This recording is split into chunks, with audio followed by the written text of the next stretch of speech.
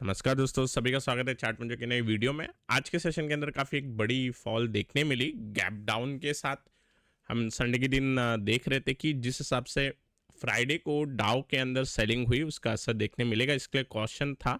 Neutral अभी भी फिलहाल, वैसे हम न्यूट्रल ही एक बार रहने की कोशिश करेंगे, क्योंकि ये जो फॉल जो हमें आती हुई दिखाई दी है वो खासकर डाउ के अंदर आप देखिए यहाँ पे आज तीसरा दिन है जो ये फॉल आती हुई दिखाई दे रही है। तो अगर आप न्यूज़ फ्लो देखोगे तो इसमें कई सारे न्यूज़ फ्लो बन के आते हैं। फोकस करते हैं फिलहाल निफ्टी के चार्ट पे। यहाँ पे एक ब्रॉडनिंग पैटर्न ऐसा बन रहा है, और मेरे हिसाब से ये जो गैप है, जो ऊपर का गैप है, ये ज़्यादा बड़ा गैप भी है और ये ग्लोबल इवेंट के कारण खासकर बना हुआ है। तो मेरे हिसाब से ये गैप थोड़े समय बाद फिल होना चाहिए। अब कल के लिए इंपॉर्टेंट क्या होगा? कल के लिए इंपॉर्टेंट होगा कि डाउ की क्लोजिंग आज पॉजिटिव हो जाए।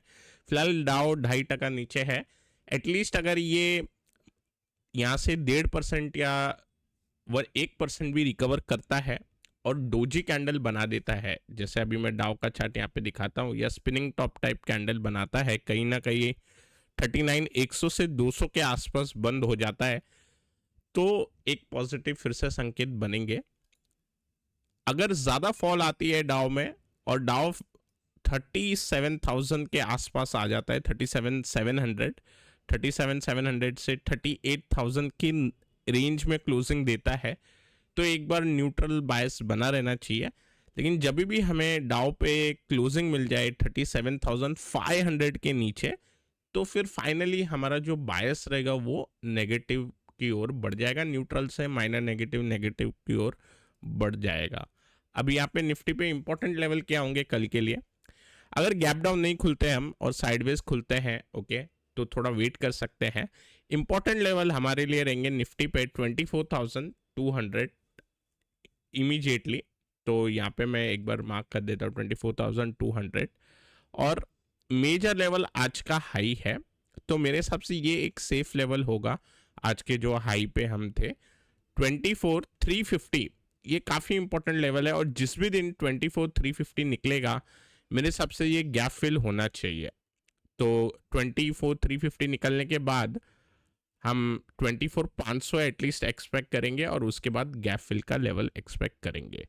अब 24,200 अगर ब्रीच होता है कल के सेशन में, तो आई थिंक एक बार के लिए वहाँ पे थोड़ा एग्रेसिव पोजीशन बन सकती है मार्केट के अंदर।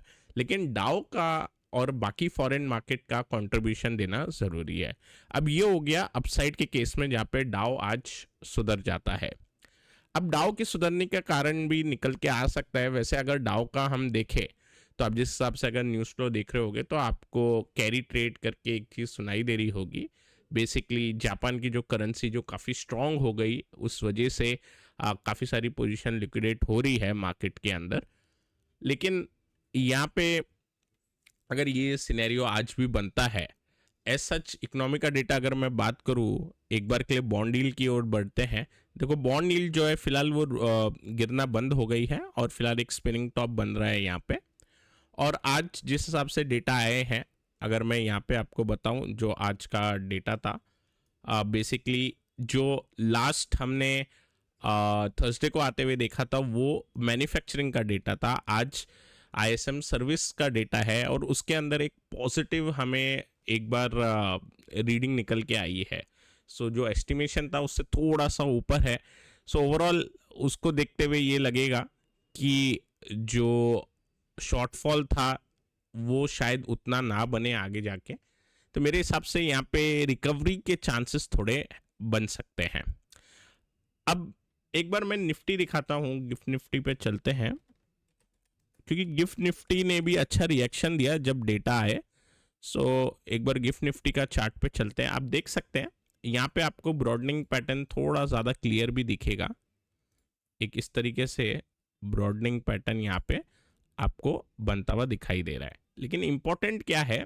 इम्पॉर्टेंट है, मैं आपको छोटे टाइम फ्रेम के चार्ट पे लेके चलता हूँ, और यहाँ पे देखिए आप डेटा लगभग आए 730 के आसपास, और 730 के टाइम पे ही फिर गिफ्ट निफ्टी के अंदर भी एक बार अपसाइड की मूव देखी गई।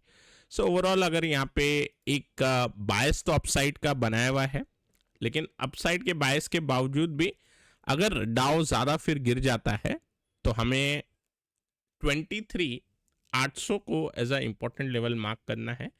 और 23,800 का अगर ये लेवल टूट जाता है तो 23,800 के बाद आपको जो ये हाई आपको देखने मिला था, जो बजट से जस्ट नॉट बजट, जो इलेक्शन से पहले का जो आपको हाई मिला था, वहाँ तक एक बार जा सकता है। तो 23,400 तक का आपका ये लेवल खुल जाएगा।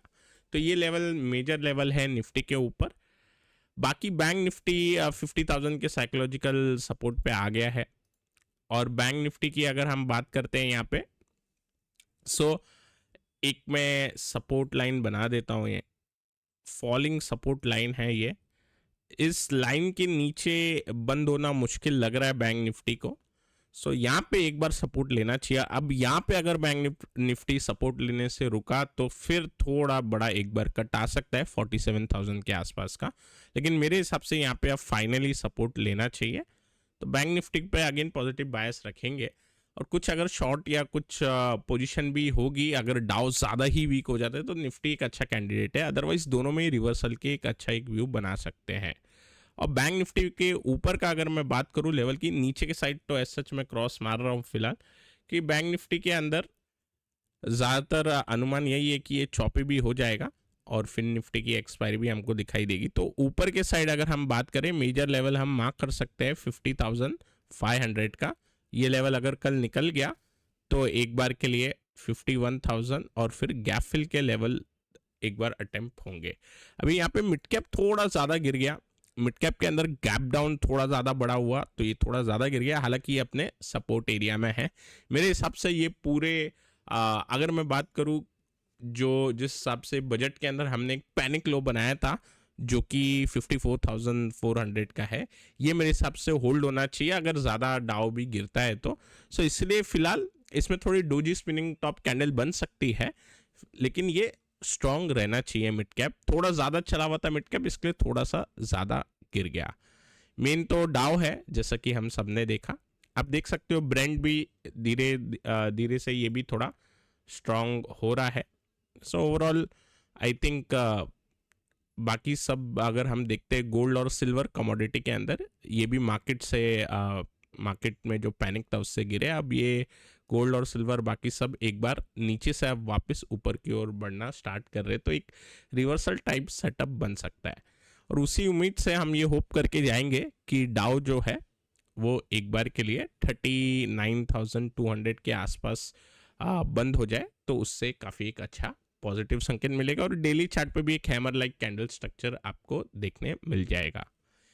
अभी स्टॉक्स की अगर हम बात करें तो स्टॉक के अंदर एज सच फिलहाल एक दिन और रुक सकते हैं, क्योंकि अगर आप देखेंगे ऑलरेडी गैप डाउन बड़ा है, लेकिन रिवर्सल का अपॉर्चुनिटी है। तो सेक्टर वाइज अगर हम देखें तो आज फार्मा ने अच्छा खासा होल्ड किया और एफएमसीजी थोड़ा बहुत पॉजिटिव में भी था। लेकिन मेरे हिसाब से जैसे मैं बता रहा था आपको 2-3 दिन पहले भी, कि एक बार एनर्जी साइड सेक्टर देख सकते हैं, एनर्जी पावर साइड और केमिकल फर्टिलाइज़र वाला एक सेक्टर भी देख सकते हैं। ये दो सेक्टर पे मेरी नज़र रहेगी। फिलहाल के लिए एक दिन और रुक जाते हैं। अगर कल मार्केट फिर ज़्यादा ही ख़राब होता है तो फिर हमें नेगेटिव बायस, माइनर नेगेटिव व्यू देखना होगा मार्केट की ओर। अदरवाइज फिर वापस जब हम कल वीडियो बनाएंगे तो फिर एक रिवर्सल टाइप सेटअप वाले काउंटर एक बार देखेंगे। तो दोस्तों मैं आशा करता हूँ आपको ये वीडियो पसंद आया होगा। पसंद आए तो लाइक करें, नए हैं हमारे चैनल पर सब्सक्राइब करना ना भूलें। Till then take care, I will meet you in the next video.